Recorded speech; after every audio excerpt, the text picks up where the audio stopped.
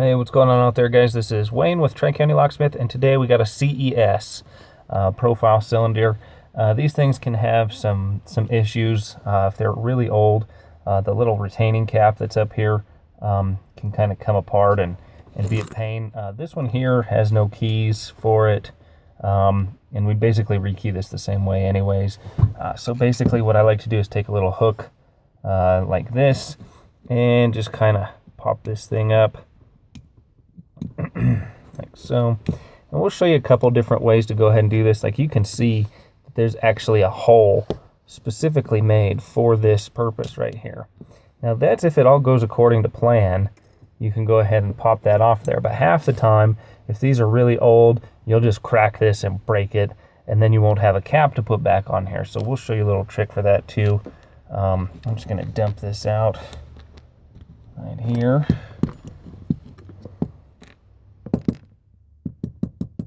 Some spool pins and all kinds of stuff. Then I usually just take a key blank and run it through there. Make sure that we've got everything out. See, there's one right there. Come on. Make sure that we've got everything out of there. Also, if you've got a little compressed air, if you've got a, I don't have my thing, but you can blow a little compressed air in there too to get any of those extra last pins out of there. Looks like we've gone ahead and got it. So I'm going to go ahead and pop this in here. So I just stick my key in like so. Keep in mind that there is spring tension. So in order, you'll notice that if you're only in, if you're not in 100% of the way, you're not going to catch that lobe right here. And you can see now if I push it in all the way that it does turn that. However, if I let it out just a little bit, it will not catch that. So that's something you're going to have to keep in mind with these here. So I'm going to push that in all the way, make sure we're lined up, and start out with our first pin. What I like to do is check it, because sometimes you can be a number off.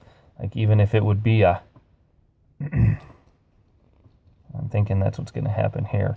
Like say if we're trying to fit a number 4 pin in and this key says number 4, it's still not working, okay? So that means that there's a difference in tolerances. So what we'll need to do is get that pin out.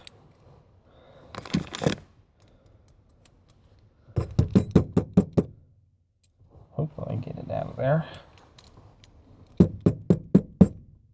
we go. And then we'll just go, usually it'll be the next size down. So if we have a 4 and it's not a 4, then we're going to put a 3 in.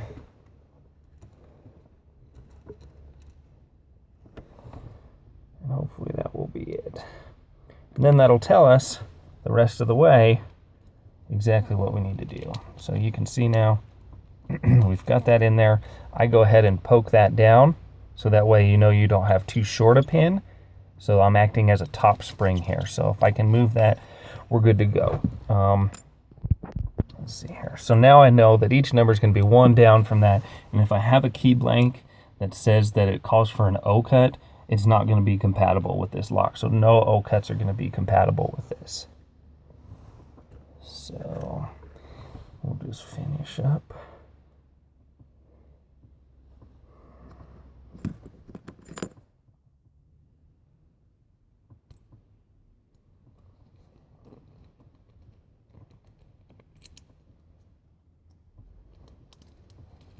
Go.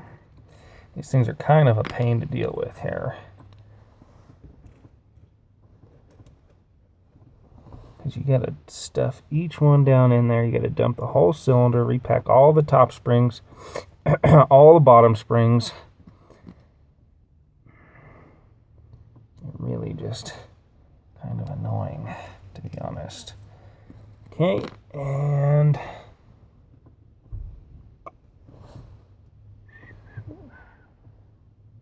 I forgot how many I put in there.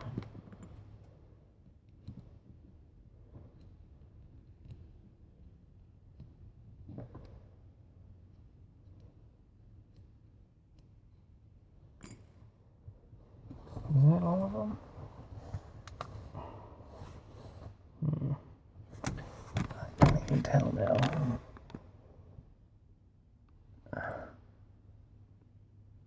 That's 3. 4, so we gotta do this one. 2, 3, 4. And every time you let that key pop back out, you're gonna have to retuck every single pin. So it's a good idea to just go ahead and keep it right in there.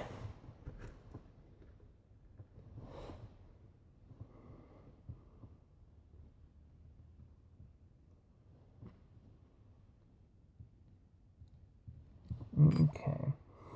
So then this one here came stuffed with a pretty nasty little spool pin, so we take note of that, and that way we'll know if we're trying to pick this lock, it's probably going to be a little grumpy to do. I'm going to load everything up before I take my key out, because it's a lot easier to find out where the error is as you're going and rebuilding the lock if you do have an error. Hopefully we've done everything right. We do not have anything like that. We're ready to go.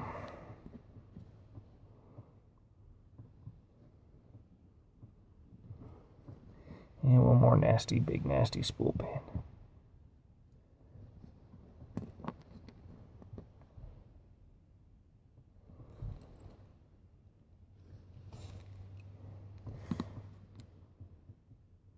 Okay, so now I'm going to put my finger on there, make sure this key works, pull it in, pull it out, make sure that key works in there, and then let's say that we trashed our plastic piece here. I'll show you my little trick for that. Let's see what I have.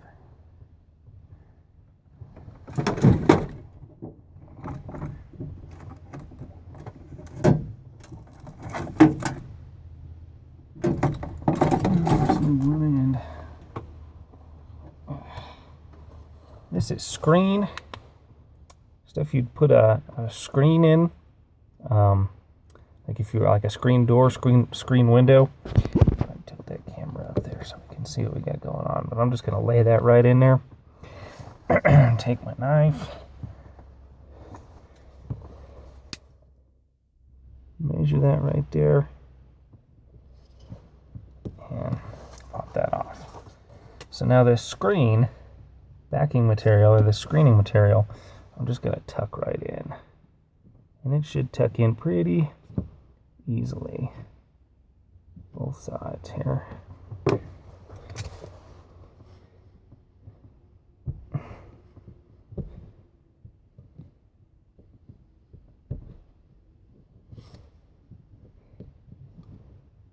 And that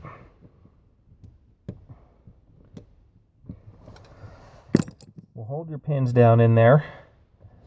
It will let everything operate correctly, and it's a nice, simple, easy repair if you broke the other plastic thing that came off of there. So there's a CES for you.